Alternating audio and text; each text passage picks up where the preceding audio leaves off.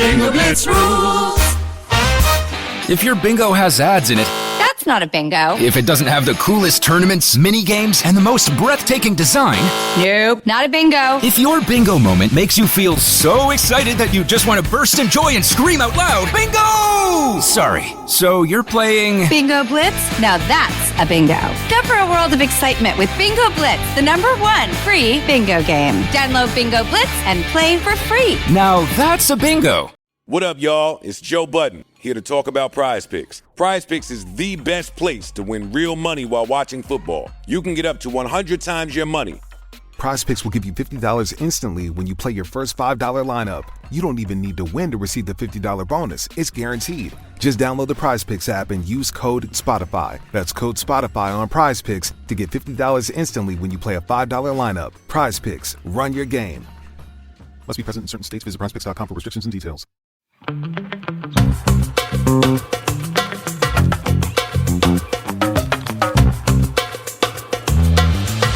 Hello, everybody, and welcome back to another episode of Don't Blame Me, starring us. We are Don't Blame Me. We're an advice podcast where we give you life-changing, life-altering, amazing, wonderful, fantastic advice. And we're qualified to give you this advice in no way other than the fact that we have decided to fucking do it. And you have also decided because you call in. Yeah, this is your fault. You fucking listened. You fucking called in. This show is here because you listen. If you want to call in for an upcoming episode, you can leave us a voicemail at 310-694-0976. And international listeners, you can send us an audio message at meghanpodcast@gmail.com. You got to keep it under 3 minutes. We ask that you write everything down that you want to say. You have all the important information. We need to know your ages, everyone's ages involved, your pronouns, the pronouns of other people in the story. Got to be 18 or over, have your parents' permission. If you do a wonderful, wonderful call, you might get a diamond from the diamond herself. A nice sparkly diamond. Sparkly diamond, like Real Housewives. Which one did they do that? Beverly Hills. Sparkly. So that's what we asked for. We don't ask for much. We do want you to write down and practice what you say. Yeah. It just makes the advice that we give better because we have all the information. Yeah. You don't want us to accidentally think that like you were like a monster. Yeah. Do you? But please, guys, please call in. Please do not DM us asking for advice. I feel like we have to do that every 3 months. I know. We get a lot of people DMing us. Please don't DM us. Please call into the show. If you have updates, please write in, send an email. You don't have to DM us to let us know you have an update. Just DM us. Everyone's like, okay, what? Okay, for sure. We wish we could answer advice over DMs, but we can't because that eliminates the entire point of our podcast. And our podcast is anonymous. Mm-hmm. Here's the other thing. If you're calling about someone, you're like, but my friend listens to the podcast. You have our permission to lie to them and say that it wasn't about them. But at the same time, sometimes it's kind of great to be it could be good, but also there's plenty of ways to disguise your voice too on the internet, on applications. And we haven't gotten one of those in a while. Mm-mm. Hello. I have a question. I am worried. My friend and I are fighting. You could put it in TikTok. You know, now they have where it's like rocket voice. There's different voices. Mm-hmm. So just put it on TikTok. Yeah. Don't post the video to TikTok, save it to your account, but you can type it out. If you're writing it down, you already have it typed out, paste it in there and then just play it. There you go. I do like from Guardians of the Galaxy, the rocket voice they have doing it. It's very funny. So what's new with you? I got my hair done, as you can see. And if you're watching, you can see. And if you followed me on Instagram and looked at my stories, you would have seen me naked, butt-ass naked yesterday. Did you not see it? No? Is it still up? It's probably gone by now. Well, also, this is a good time to promo the Patreon. If you want to see how hot we are and how great Melissa's hair looks. I have taken no nudes in my life except for like stupid ones that are not sexy. They're like funny. But like, I need to take nudes. Like, I want to be able to look back and be like, look at you, you hot bitch. I need to start doing that. I posted it, and then later Issa Rae posted a picture of her naked, and I was like, obviously she wants to be just like me. Yeah, no, you were an influencer. Yeah. You influenced her. She looked at my stories. She did. She was like, I need to go do this model shoot. And rips her clothes off. And she has yours pulled up on her iPad so she can see it big screen. She'd be like, how do I do this?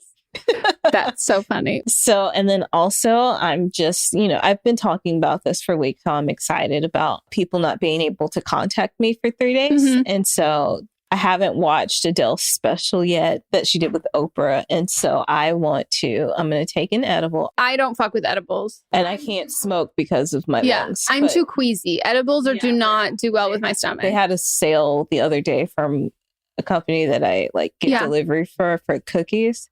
And it was like $4 for 10 cookies. So I have and you have to do a minimum order. Oh my God. 70 something. So I have about 100 cookies. Holy fuck. But they're, in plastic bags. So oh, that's good. I've Okay. got time. You're solid. You can freeze them too, probably. Mm-hmm. I'm probably going to sneak some in my bag and take them to my Mhm. friends and loved ones. Happy holidays. Yep. So I'm going to have an edible, watch Adele's special, also get caught up on Housewives while I bought a Light Bright from Target the other day.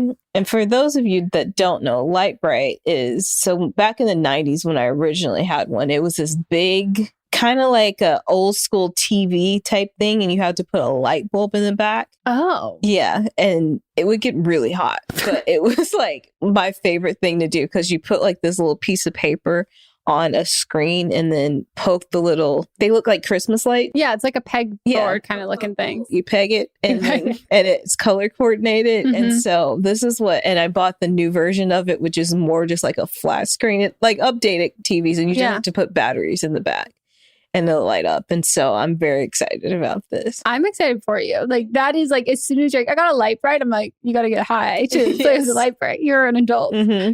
That is so funny. Well, I'm excited for you. I still also need to watch Adele's special. I have not watched it yet. We just started. I have this issue with TV shows where I don't like in general, I don't like ending things. Like I don't like things to end. Yeah. It took me like 3 years to finish How to Get Away with Murder. Yes. I still have Orphan Black. I still just have the last episode left of that. I'm exactly the same way. So I have the last 2 or 3 episodes of Criminal Minds left. We have the last 2 episodes of Modern Family left. I sat on the final 50 pages of the last Harry Potter book for a week. And I was like, I don't want to finish it, but I wouldn't leave my room because I didn't want someone to spoil it for me. I don't like things ending. Mm-hmm. We basically, for Brooklyn Nine-Nine, the final season, we restarted the season at the start of the new season because I was like, I want to watch all of the other episodes to prepare because it's a very short, 9 episodes for the final season. So that's what we've been doing. And we've been watching that. Have you started the newest season yet? Yeah. Okay.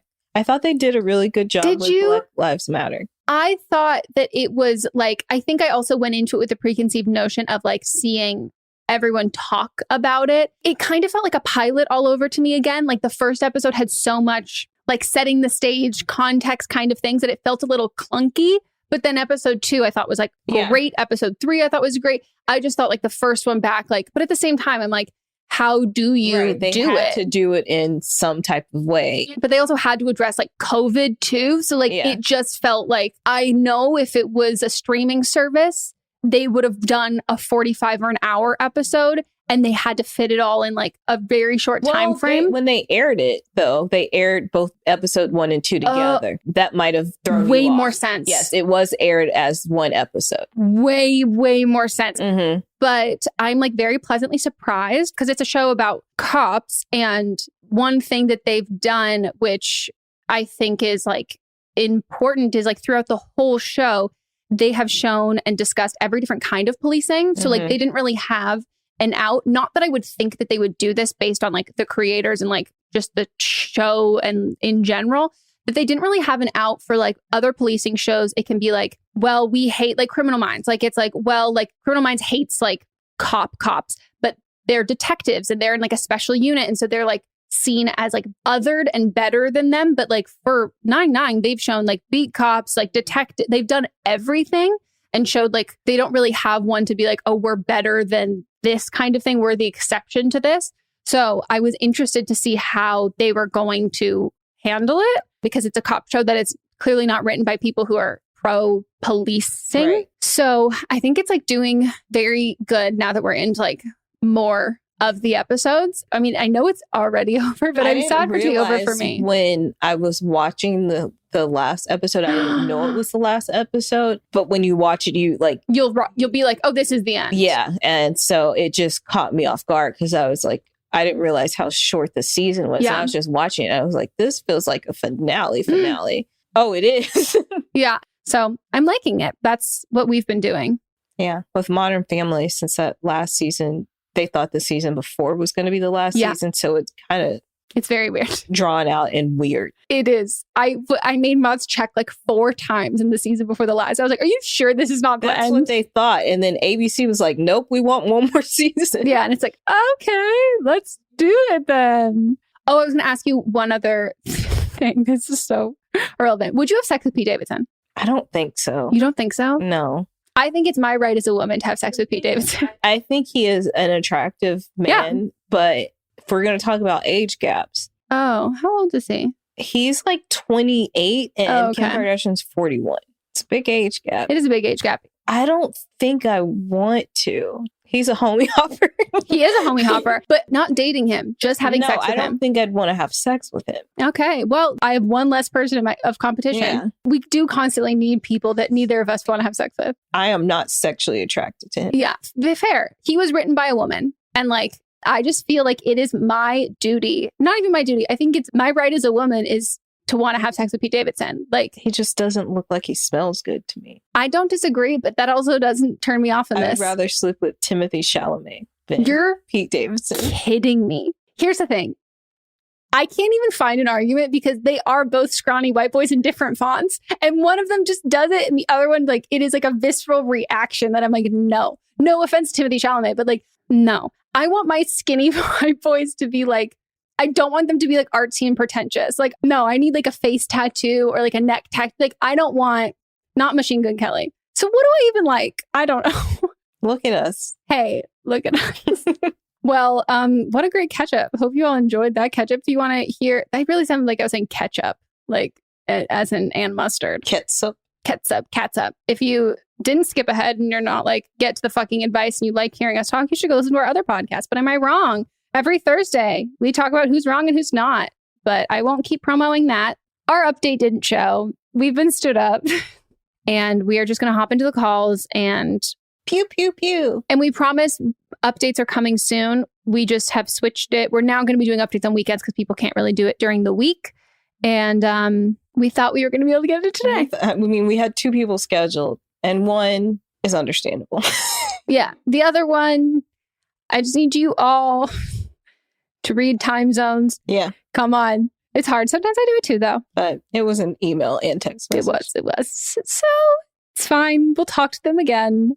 But we're going to get into the calls. Hi, Megan and Melissa. So I'm calling after just being dumped by my boyfriend of 7 years and kind of wanted to get your advice. So, like I said, she, her pronouns, and him pronouns for my ex. We were dating for 7 years. Now, this morning, he went to work like he usually does. And then on my way to my work, I received a text message saying how some dude is following me, some dude on Instagram that apparently he doesn't like. Now, I'm not following that dude, and he can see that I'm not following that dude. So I explained that to him. I didn't know he was following me. I'm not following him, but if he'd like for me, I'll block him. Situation dealt with. He continues to be upset and replies, if I want to play these quote games, then to go ahead. I replied to him, letting him know that I'm not playing any games, and, you know, we're adults here. We'll talk about it when we get home. Well, I'm here for him all day today, and get home, he's not here. Yeah, so he gets home around 1 a.m. He started packing all his stuff, and we get into an argument, and pretty much says how I haven't been there for him, and how I haven't been the best partner, and pretty much just starts piling all this stuff on me, which, by the way, what an asshole, right? Anyways, part of the story is, what do I do? How do I get over a breakup of somebody that I've been with for 7 years, knowing that I did nothing wrong? He literally broke up with me because of a guy that's following me on Instagram, and now he took up all the stuff that he has from our home, and he left. and now he won't talk to me. So what should I do? Should I try to fight for this relationship or just kind of move on? Thank you so much, and I hope you can help. Bye-bye. Oh my God, I feel so bad. Sorry. Okay, this might be a hot take. And also, feel free to disregard this if this is not like helpful for you at all. To me, this seems like he's done something nefarious and he just broke up with you instead of again, that is, yes, I am jumping to conclusions and all of this, but like the reaction from the information you gave us, the reaction does not warrant the action. Like the action does not warrant this reaction. Mm-hmm. And this seems so wild and definitive and like dramatic. And also like the sheer lack of communication 7 years in, like you seem so blindsided by it that to me, it's like sometimes when people like attack you for doing things, it's those are the things that they are doing. And to me, I'm like, did you cheat or have you had thoughts of cheating? And then you see this, you decide to cast you, caller, in the light that he has put him, like what he has done, and then retaliates and then like treats this as like an easy way out so he doesn't have to tell you. But that's like me jumping to a lot of conclusions, but it does not add up. Agreed. This seems very out of the blue and he's just using it as an excuse to dip. Yeah. Like either things have been piling up and this was just like the last, thing that broke, or he's done something and using this as his out. But he's placing the blame on you because he's trying to alleviate his own guilt. Yeah. Either way. No, 100%. Like it could be that the feelings he has had has changed and have lost. And instead of reconciling with that in himself, losing feelings for someone doesn't make you a bad person, but like a lot of people feel that way. And so instead of addressing the guilt that comes with that, he's just going to make you the villain and lash out at you. But this is about him. And like, I mean, I can't tell you what to do, but my opinion, yeah, don't reconcile with him. Don't try and kind of like make this work at all, because this is not what you do to someone after 7 years. It's not. And like, if this is how someone's going to handle the end of a relationship after all of this time, I don't see the point of trying to work forward with this, because that would be coming from you, not him being like, hey, I really want to work through this. No, that's taking on way too much. And I just think you'll end up disappointed again because you're taking the initiative, not him. But this is like wild. And you live together. It's been 7 years. That's a lot of time. That's more than Mats and I have been together. That's a lot of time to be invested into the relationship and just leaving over something that is so out of your own control. Somebody following you is not in your control. And then him getting mad about it. So something else was going on. Yeah, something else is definitely going on. So I don't think you even need to get to the bottom of what was going on. I mean, it's obviously not my life, so I can't tell you because I'm also like chronically curious. Whatever the reasoning behind it, as much as it feels like it's going to be so instrumental in getting over him, it's not. Like we think we assign a lot of, like we talk about closure here a lot, but we assign a lot of value in knowing all of like said information so then we can process and handle it in a certain way. As somebody who's been there in like I need to know everything in situations. And my therapist says that like what I do that is I intellectualize my feelings. So I think if I can know everything, then I'll know how to feel. And she's like, well, that's not what feeling is. Like you just have to fucking feel it. Like, do you feel like sad? Do you feel happy? Do you feel angry? Like you don't need to have a justification or something that's going to change your instinctual reactions to things. So I say that you reach out to like a close friend if you have somebody or a family member who you can either stay with or can come stay with you. So if you aren't really wanting to have kind of alone time in this place that you have lived together with him, blocking him on everything. And like the biggest advice I can have is like when you're going through something like this is like starting a hobby. And like not as like a means of distraction, but as a means of doing something for myself that is only about me, that I like because I have to decide that I like this thing and that I want to do this thing. It forces you to like prioritize yourself because you're doing something for you. And I think it's an easier way to kind of let those feelings of processing grief and heartbreak come through, as opposed to throwing yourself into work where you're essentially performing and working for somebody else. That it can just help you to put yourself first and be a little selfish in all of this. And then I would, not answer his phone calls if he calls. Like, this makes me so mad. You have to deal with being sad, confused, and mad, you know? Yeah. Like, it's a lot of feelings to process and handle at one time. Be patient with yourself and knowing that like heartbreak like really, really, really sucks. And like, it's really hard. It's going to suck for a while. And then eventually it's going to suck a little less and then a little less and a little less. And there's no real like formula to that except time and working through it. I'm so sorry. I'm so mad at him. It's like not how you treat people. No. But once you reach a certain level of like relationship, like you owe me something. Mm-hmm. Of all the people in the world that you owe something to, like I am one of them. And like, this is unacceptable. Yeah. And you think that you get to a certain point where like you've kind of dodged it. You know what I mean? Yeah. You've avoided it was any gonna mishaps. Happen later down the road, but it's also like they live together. Is he going? I don't know if you guys have a mortgage or rent. There's just so many. Like you're still gonna have to be in contact with him at some point. I mean, I would have a friend facilitate all of that. But yeah, what did he just leave you high and dry for like finding someone to take who's on the lease? Right. If he's just on the lease, then I would just leave and then leave him to deal with like pain, whatever. Mm-hmm. Hi, Megan and Melissa. I am 22. I use she, her pronouns. The guy I'm going to be talking about uses he, him pronouns. So I met this guy when we were both living up in Alaska, and we hooked up. It was really good, but there weren't feelings there really for me. There were some red flags, and we like both agreed that we were just like keeping it casual, you know. And we both left after a month, like, of seeing each other. But after that, we still talked a lot, like texting. And there were some kind of feelings there developing on my part. We had kind of started joking about him coming to visit. And then it got more serious, and he ended up coming to visit. It had been like, I think a month or a month and a half. A week is a long time to spend with someone after not knowing them for really all that long. There were some things that I really kind of didn't like that icked me a little bit. And, you know, it was still a fun visit, still a fun trip for sure. But now it's been a month since then. And with nothing like planned and like coming up, my like feelings are kind of gone now. Again, there's just some things that I'm not a big fan of. And I just, those feelings are kind of faded away. What I wanted to ask is, I don't know like how to end it.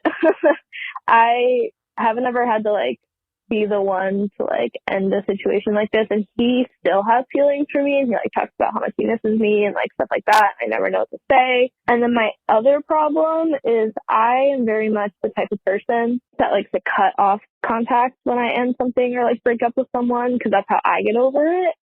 And I know that he is not like that, and that he's going to want to still talk and stay in touch. So I don't know how to like nicely say, please never talk to me again. Because he's like a nice guy, and I don't want to hurt his feelings too bad. I know it's going to do it either way, but I don't know.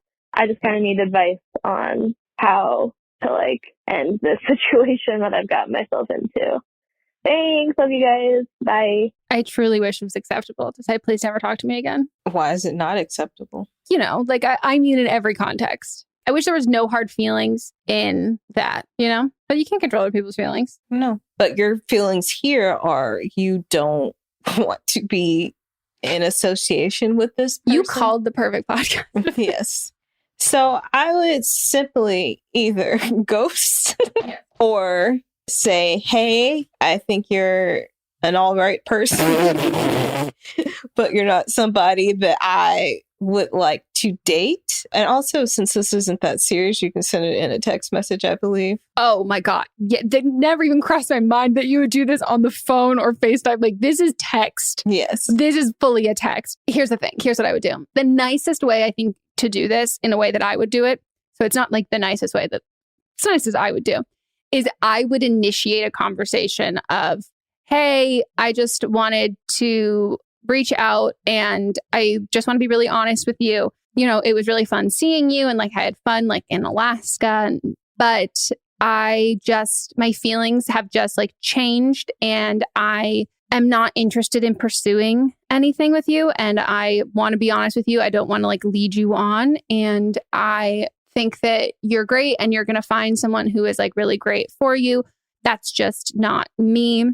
And then if he tries to hang out with you and like be your friend, as long as you don't say, let's stay friends, or No, he says, let's stay friends. That's not what you want. No, but then you are allowed to not respond to anything he says ever again. You know what I mean? Unless there's an assumption created by him or you that like you're going to maintain a friendship and you're going to still talk, just don't respond. And, you know, I've done this before where it's like, I'll just respond to like every third text message, or I'll just like a message. But like, this is something that like you don't owe him anything. Yeah. Once you cut it off, just cut it off, you know? Yeah. If you think about it this way, like when I think about ghosting to like make myself feel better, if someone wants to come after me, which to be fair, I have really no remorse about ghosting. Like I'm doing what works for me, but I am also doing what's best for you. Because like, here's the thing, if I don't like you anymore, I'm not going to fake that to you. I'm not going to be like me not responding to your text message. Bitch, you should be happy that I am not, you know what I mean? Like, it's like, if you know that I don't want to spend any time with you, then why are you trying to push anything more? Yeah, no, it's just like, you heard me the first time. Like, I don't want to pursue any of this. And like, gives like the, I know better than you. Like, I'm just going to like stick around and kind of be there. I'm like, this is like really embarrassing for you. Like, this is really cringy. And I just don't want to. And like, you shouldn't want to spend time with me. This just feels like you're trying to win or conquer or like change my mind. There's also nothing wrong with if ghosting feels too extreme for you. First of all, ghost for a week, like a trial run, just like don't respond if he like responds for a week, then see how you feel afterwards. Because usually the guilt is like a 24-hour, usually like 3-hour thing. And if you can get past that week, you're like, I can just never respond again. Yeah. Because sometimes it's worse to like keep those like pleasantries and like like those things. I think that's worse. Mm-hmm. As long as you're not mean when you're ghosting. How can you be mean if you're not talking to him? In the goodbye, in the please never talk to me again text. Yeah. You know, that's it. And you're not in a relationship. You don't owe him anything. So, you want to be a marketer. It's easy. You just have to score a ton of leads and figure out a way to turn them all into customers. Plus, manage a dozen channels, write 1 million blogs, and launch 100 campaigns all at once. When that's done, simply make your socials go viral and bring in record profits. No sweat. Okay, fine. It's a lot of sweat. But with HubSpot's AI-powered marketing tools, launching benchmark-breaking campaigns is easier than ever. Get started at HubSpot.com/marketers. Yeah, I mean, they're long distance. It's literally an Alaska hookup. And also, they mostly text anyway, so... Mm-hmm. There is an issue with when you have like a destination dick appointment and then you bring that domestic. Alaska is part of America. I was trying to keep the D's. I was trying to keep the D's. You keep it down home. I don't know. But the shine and the shimmer of that kind of fades naturally. Yeah. Best of luck. Let us know how it goes, please. Yeah. All right, let's take a break. Woo!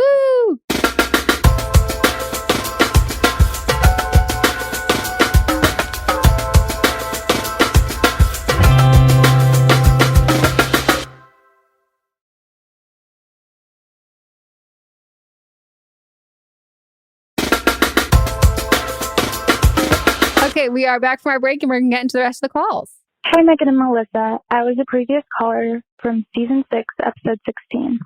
I was the girl whose boyfriend didn't tell her about his past sexual history with his best friend. We are both still together, now both 28 and more than a year into the long distance I mentioned. I gave him a pass because of the confusion we had in our first few months of dating about whether or not we would stay together when he went to school. He eventually stopped being friends with that girl because I wasn't able to get over the way it made me uncomfortable. But we have had, for the most part, a great relationship since. I'm not calling about a separate issue that has come up that took place during those first confusing months. During that time, he went on a trip with his friends from college to New York City. His friends bought him lots of shots because of an old bet they had, and he ended up blacking out and sharing a bed with a different friend that was a girl. This girl is his best guy friend's sister, and he told me about it the first night he got back. I was pissed that he insisted she was like his sister and has never had any interest.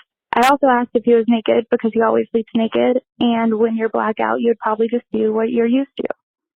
He said no, he wasn't, and I struggled with it, but decided it was probably nothing. Fast forward to last week, almost 2 years later, and those friends are in town, and the girl jokes about them all having seen him naked at some point. He was pretty wild in college, so I was kind of hoping it was then, but had him ask her later for clarification over text, because he said he had no idea when she would have. She responded that it was the weekend in New York City, the night they shared the bed, and that he also tried to have sex with her, but she stopped him by slapping him and telling him to turn over. I could tell as he was reading the text, he was just as shocked and horrified as I was. He cried and begged for my forgiveness and even said he would stop drinking. He said he would do anything to keep this relationship. I'm struggling because while he kept things from me in the past, I can't say this was a lie because he clearly had no memory of it. I'm also confused because while we had been seeing each other for months, we had not officially decided what we were at this point. I was also supposed to be on that trip and in that bed, but canceled last minute. I don't know if I can consider it cheating. They didn't have sex and we weren't sure what we were. He was changed a lot in the past 2 years. He doesn't have much contact with these friends and never even really gets drunk. He has not blacked out since. I am heartbroken, but I feel like we've come so far to let something that he wasn't aware he did when he was a different person end it all now. We are also only 6 months from long distance ending. Should I separate it in my head and try to move on, or am I being dumb? I appreciate your advice. Oof. I don't think that you're being dumb. I think you're trying to see the best in the situation because it did happen over 2 years ago. Your relationship has been fine-ish other than him lying about hooking up with his friend, which was before you guys were dating. Well, it wasn't really a lie. He just hadn't told you with his friend. And also you guys weren't dating at this time. I think this is a complicated situation. I don't. Because just before you continue, here's the thing. He's saying that he didn't know, but the second he came home from that trip, he told her, I got blackout drunk, we slept in the same bed, and I promise you, my clothes were on. If this surprise, I had no idea any of this, how was he so definite in what he did know to then immediately tell her? If he was so drunk, other people told him, and other people told him what actually happened, and then he lied about it to her. I mean, when he woke up, he knew he didn't have clothes on. When he came to, he knew he didn't have clothes on. I'm just more so... that they weren't dating. Yeah, they weren't dating. I mean, they were dating, but they weren't exclusive at the time. I want to know the timeline, how this coincided with the other original call about the other girl. And also the shock on his face. It could have been the fact that you were reading the text message at the same time he was. And the information was put in a text message, not that he was shocked because he didn't know it was happening. It was more so he was shocked that now you were seeing what actually happened. I also just have a very hard time believing that this girl would bring it up for the first time ever. None of them have ever discussed it there in front of you if she didn't want you to know. I think that's why she brought it up. And when you have a fucking crazy blackout night, you wake up naked, you're in the bed with your friend's sister. But also he did try to hook up with her too. That's what I'm saying. She pushed him the away. Next day they would all talk about that. That's what you do. And I just think that he went out of his way to lie early on about no, she's my sister, no, nothing like that, and being so sure when he didn't have to be because you weren't dating. And that to me, that's a red flag that it's I would rather you have done this and then just fully told me absolutely everything because we weren't dating. You actually didn't owe me that. I can make the choice if I want to continue a relationship and or continue pursuing potential relationship with you or not. But if we're not even dating, and so if we want to get on technicalities, technically that is not cheating, but you still feel the need to lie, that to me is a big red flag. But I do understand the fact that you're saying that this is all of these things that you guys have gone through are all from 2 years ago. The thing that also sticks out. Hi, I'm Jennifer, a founder of the Go Kid Go network. At Go Kid Go, putting kids first is at the heart of every show that we produce. That's why we're so excited to introduce a brand new show to our network called The Search for the Silver Lining, a fantasy adventure series about a spirited young girl named Isla who time travels to the mythical land of Camelot. Look for The Search for the Silver Lining on Spotify, Apple, or wherever you get your podcasts. Me is him saying I'll do whatever you want. I can stop drinking if you want me to. It's putting a lot of it on you and your responsibility that you just tell him what to do and he'll do it versus him taking it upon himself to be I'm going to stop drinking and I'm going to start going to therapy and I'm going to do all of this stuff because I care about this relationship, not tell me what to do and I will do it. That puts it on you still. And it means that if the relationship fails, it's because you wouldn't tell him. You know what I mean? Like it puts onus on you for stuff that's like, well, I'm going to do anything to make it better. You just tell me what it is. And it's like, have you not thought about what you could do? Like, just do it. Like, do it. Be better. So what do you think about them being in 6 months? They're not going to be long distance anymore. I don't have good feelings about him being forthcoming about information that is not, that you are directly confronting. So if it was me, I would be, yeah, what have you been doing when we have not been together? Yeah, that's my thing is everything that you found out about things that he's done in the past, it's been through you coming upon the information and not him being forthcoming. So I would definitely ask him, like, what all have you been doing? Yeah. If he was drinking that much and didn't realize he he tried to sleep with someone he considers to be his sister. But then was so definitely sure absolutely nothing happened and he was not naked, even though he woke up naked. And they've like all definitely talked about it before. I think if someone has made such strides and leaps and bounds on like being a better person and a partner within 2 years, part of that would have been unprompted without you finding out, him saying, hey, I have something to tell you. This is what happened this couple of years ago. And I need to tell you the whole thing. I need to do this. And even if it's not this situation, he's done other shady, stupid shit. Has he come forth and told you stuff within the last couple of years that like he has not been backed in a corner about, he has not been confronted about? Like, are there any lies that he has gotten away with that you had no idea about that he has told you? Like, I just think that like his reaction to this and like the crying, it's just like, I'm all for men expressing their emotions and crying and all of that stuff. But like, stop, you fucked up. This is what's happened here. You lied. And now I'm comforting you because you had no idea any of this. And like, if you want to talk about having like potentially having a drinking problem, that is a separate conversation. Right. And that's a very valid conversation to have. Like, I understand it. I don't drink. I am not a good person when I drink. Like, but any stupid shit that I have done while drunk, like that is a separate conversation than like lying in a relationship. Right. I think it's manipulative.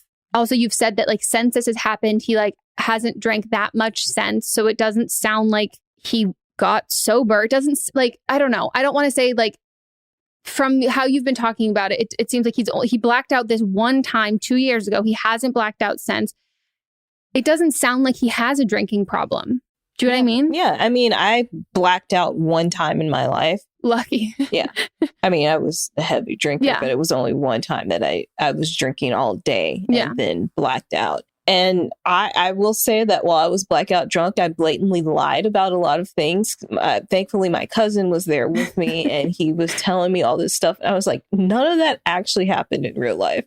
I don't know where I came up with these ideas, but that's not true. And he was there to protect me, of course. But I know that when you're blackout drunk, that like things can happen. But I woke up and I was naked, but I am always naked when I go to sleep. So like, but I fully remember everything from the moment I woke up. So the fact that he does not remember or tells you that he doesn't remember what happened the next day when he woke up with no clothes on, then that he is blatantly lying to you. Because it doesn't add up. Because he's definitively saying that, oh, nothing happened. I woke up like nothing. Like this is like, and now it's like, oh, I didn't remember. Yeah, and it's like, if he lied about something like this before you were actually together, what has he been lying to you about while you are together? Yeah. So I'd be very cautious. And also, like, was his friend there? Did his friend know that like he tried to have sex with his sister and then like she slapped him? And like, was the friend there at dinner again? Like, that's an event. Like, you know, when you like party with your friends, you go on a trip, like shit happens. And like, that's what you talk about. Like, this is one of those things. And I think like something that's like really shady that people do is I'm going to be forthcoming about something and not tell you the whole truth to make you feel like I'm being honest with you. But it's not. It's hiding kind of those lies in plain sight. I mean, I think that you should do some digging about what he's been up to while you have been long distance. I would talk to that girl again who had this interaction with him. I would also talk to her in the sense of like, that seems like I don't know how she phrased it because it seems like, I don't want to say a casual thing, but like that's like a very scary situation. She just rolled over and went to sleep. So I feel like this probably wasn't the first time that it happened. Yeah, this to me sounds like if there is a man naked next to me in bed trying to have sex with me, like, and I am like, oh, I just rolled over and I was like, fuck off, and we're still friends and I'm still there. Like, yes, it makes me wonder if this is like something that he kind of just does. And I think, again, there's a reason why she brought that conversation up, and it was not to protect him, and it was not for him, was not for, like, she knew what she was doing, and it's because I think she knows that you didn't know. It would be water under the bridge if he had been completely like angelic and perfect for the last like time that you have been. You know what I mean? Like, if this is like way in the past, it's like, you know what? I have no need to bring this thing up. She doesn't know what she doesn't know won't hurt her. This seems like she needed you to know because something else is happening. And it's like, oh, he has not changed. And this is the second thing that you found out that he's lied about. Yeah. So, and I hope if you do not take our advice and you are still, you don't do the snooping and you want to like move on past this and have a relationship and keep going on the same trajectory that you are, do not move in with him when you are done being long distance. Don't. Just don't fucking do it. Yeah. You've got 6 months. I really think we should start like an agency where we just snoop for people. I would love that. I would love it too. Hi, Megan and Melissa. I'm a little newer to podcasts, but I have followed Megan for a while. So when I was looking for something to listen to at work, it was one of the first that I searched for, and I love it. So I'm a 27-year-old female. My pronouns are she, her.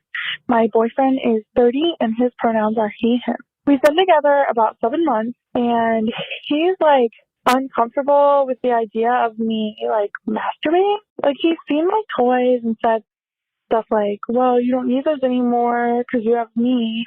Or like at the beginning of our relationship, I've talked about it and he just like doesn't like it. He came over recently and I had left something out and I quickly hid it before he was able to see. But like, I felt weird and guilty about it. I know you guys are like really open about masturbation, and I know like Megan, you're in a relationship and you've like talked about it. I hope you guys have some kind of advice on this. Also, we have used a toy during sex once because like I brought it up, but it was hard for me to finish because I felt like he was weird about it, and I couldn't like let myself go. He does get me off, but mostly by penetration. And when he does go down on me, either I can't finish or it's just like different than a toy or when I do it myself. And sometimes I just like need that, and I believe it's healthy and like perfectly normal. And I don't know if it's just something I need to keep to myself or what I should do, if anything. I can't wait to hear what you guys have to say. Love you. Bye. Oh, also, I'm kind of out of breath because I'm really nervous. Anyway, thanks. Bye. I can't. This is a 30-year-old man. Does he not masturbate? There's no way he's not masturbating. He has been on this earth for 30 years. Break up with him. Break up with him. Like, just fuck it. Like, did he participate in No Nut November? Yeah. Like, has he ever watched porn? There's no way he doesn't masturbate. There's no fucking way. But also, I'm like, you're going to be a 30-year-old who has like literally like the statement like, well, like you don't need those anymore because now you have what? Okay, we're dating now, so chop off your hands. Like, what do you mean? Like, it just makes that's so wildly like naive, and like he's viewing masturbation as like the means to an end. This is a sex thing. You only do this when you're not in a relationship. And like, you've only been dating for 7 months. And so like, does he think in his world, in his mindset, that like every time that you are horny or you're in the mood, which by the way, like you can masturbate for so many different reasons, you but like have a headache, you could just need to want to fall asleep. Yeah, you've like got cramps. There's so many reasons, but like, let's say it's like purely like horny based. Does he expect you to like call him like that he is your sex slave? Like, or just wait till he gets there? No, this man is so immature. He's so stupid. Being like uncomfortable and emasculated by a sex toy when you are 30, that is not your fucking problem. I mean, it's never anyone's problem to like deal with that, but like you've already had these conversations with him. Like you've already been like, we're going to have like use one in the bedroom. And you said like you felt uncomfortable and like this is affecting how your relationship with your own pleasure because you now feel guilty when you have done it. Like, no, you cut him out and you fucking bounce because like, I hate that you've only been seeing this guy for 7 months and he has instilled in your head that now, oh, is this something I should keep to myself and be private? You're 27 years old. Like you own sex toys, you like masturbate, you have these things that like within 7 months, this man, and this is no discredit to you at all. This is like, fuck men and how they can make you feel of now you're wondering, wow, should I not be doing this? I feel guilty doing this. Should I hide this? Blah, blah, blah. Like you've done all of the hand holding that you not even need to do, but like that you did to like try and get him to be like, hello, welcome to the 21st century. Do you know what a clitoris is? Do you understand any of this? And he has just been like, nah, not about it. No. Goodbye. Bye.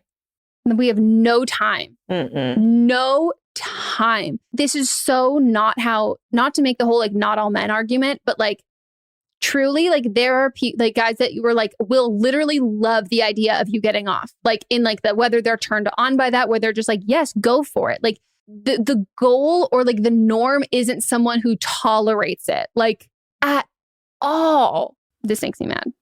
He is 30 years old. And like the only time that you're ever like coming is from penetration. Yeah, he's also not good in bed. And the audacity to be not good in bed and then not want your partner to masturbate. Like you said, he doesn't make you come when he goes down on you. And like, you're better when you're doing, like you're getting yourself off. Maybe he doesn't want you to masturbate because you'll be reminded that he's not good in bed. But like, if you're not good in bed, you should be good with sex toys. Come on. That makes you good in bed. Literally. Like your penis and thrusting itself doesn't have to be the only thing that makes you good in bed. And also, like, majority of the time, if you're coming from penetration, that is purely based on angles and it's purely based on you knowing your angles. Mm-hmm. Like, he's not putting the work in to make you come during penetrative sex. Unlikely. Like, it's possible. Like, that can happen, but it's so much about the angle that you're having sex, but also the angle that your parts are and, like, your body is and, like, where your clit is. Like, I'm over this. I'm over it. I'll drop some articles from Bustle into the description, but if you want to try to talk it out, but no. I don't have the energy. She might be someone who does. Also, don't be nervous. No, dump him and buy a new vibrator. Buy any new toy you want. All right. It is time for Don't Blame Them. This is Don't Blame Them. This is where a listener will call in with their own advice. So if we talked about something on a previous episode that they have gone through personally, they have a friend who went through it personally, or they just have some insight that maybe we didn't mention, or maybe we did mention, they want to reiterate, they give their own 2 cents. This one is from the episode where the caller was upset because her brother and best friend were dating, and then they were leaving her out. Yep. Hi there, Megan and Melissa. I am calling with a Don't Blame Them in response to the latest episode with the girl whose best friend dated her brother. And I had a eerily similar situation a couple of years ago. So my best friend from high school started dating my brother, who had never dated anyone, never even showed interest in anyone. So kind of came out of nowhere, and they were absolute polar opposites. She's always been bad news, which I told everyone from the beginning. Shitty person, and I'm crazy she ended up cheating on him anyway. But I also had moved away from home further than anyone, so I was completely out of the loop of anything and everything going on. So I had to completely distance myself from both of them. I've always been super close with my brother, and I was super close with this girl as well.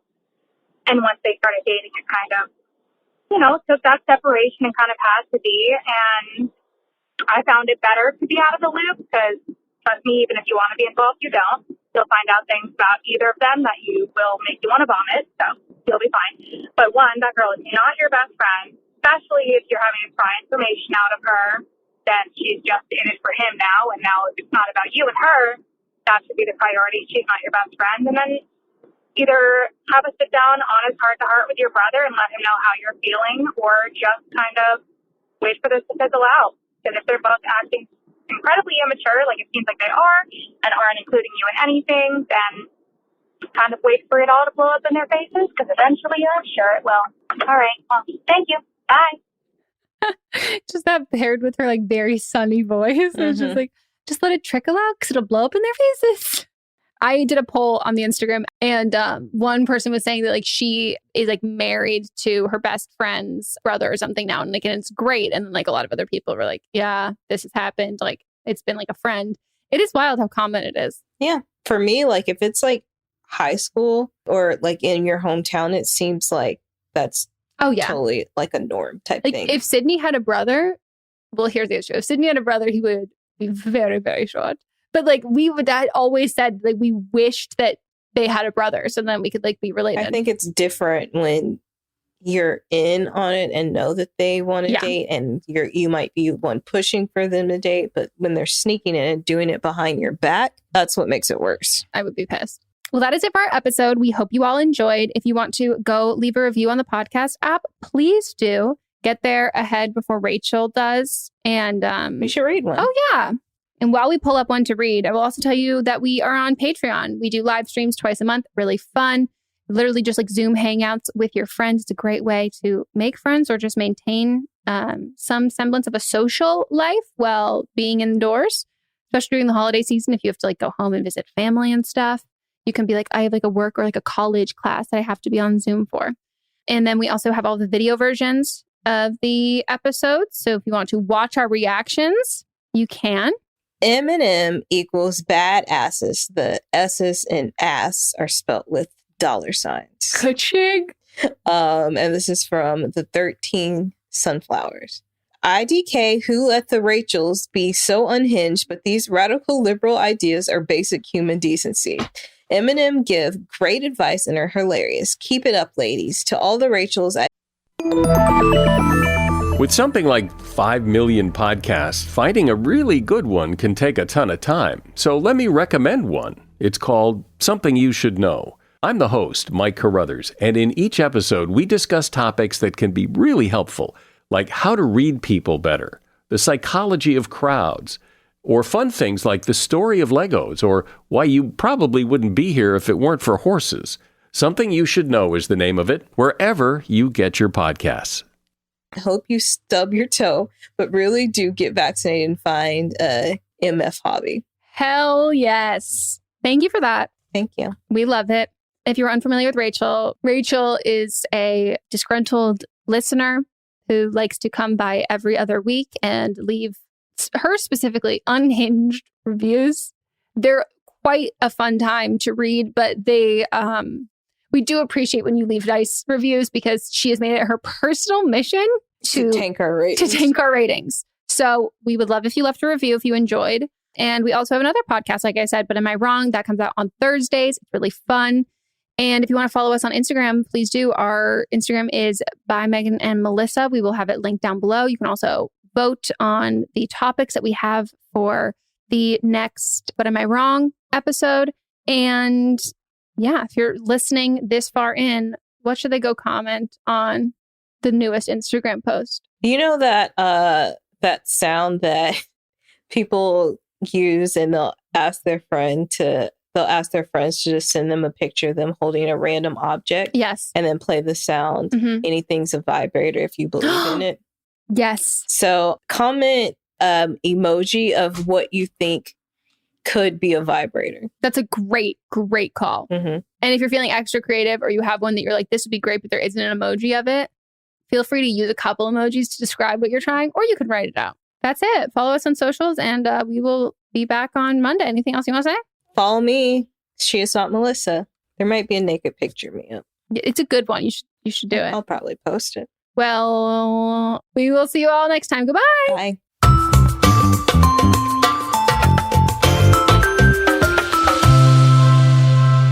Don't Blame Me is a production by me. Executive produced by Melissa DeMonts and Diamond Imprint Productions. Edited by Coco Lawrence. Post-production sound by Chris Henry. Production assistance by Melanie D. Watson. Music by Ryan Hunter and Giacomo Picasso. What's up, everyone? It's Noah Daniels. Hey, y'all. I'm JJ. Hey, guys. It's Kat. And we're your hosts of the Real Hauntings podcast, where we bring on guests to share their first-hand encounter ghost stories and supernatural experiences. Now on to the trailer. I've been warned to not tell this story But I think because of the way it ends, it's okay to tell this story, because some people say that with certain entities, to like speak of them or talk about them or in any way like portray them as powerful will attract them to other people. The creepiest thing about it to me is a lot of times it would wait for me to notice it. Like it would just lay its arm out like this, and then I'd be like, where is it? Where is it? And then I'd see it, and then it would just slither back. For more information on the Real Hauntings, Real Ghost Stories podcast, make sure you check out real.fm to learn more about our podcast and many other amazing podcasts. Hi, I'm Jennifer, a co-founder of the Go Kid Go network. At Go Kid Go, putting kids first is at the heart of every show that we produce. That's why we're so excited to introduce a brand new show to our network called The Search for the Silver Lining, a fantasy adventure series about a spirited young girl named Isla who time travels to the mythical land of Camelot. During her journey, Isla meets new friends, including King Arthur and his Knights of the Round Table, and learns valuable life lessons with every quest, sword fight, and dragon ride. Positive and uplifting stories remind us all about the importance of kindness, friendship, honesty, and positivity. Join me and an all-star cast of actors, including Liam Neeson, Emily Blunt, Kristen Bell, Chris Hemsworth, among many others, in welcoming the Search for the Silver Lining podcast to the Go Kid Go network by listening today. Look for the Search for the Silver Lining on Spotify, Apple, or wherever you get your podcasts.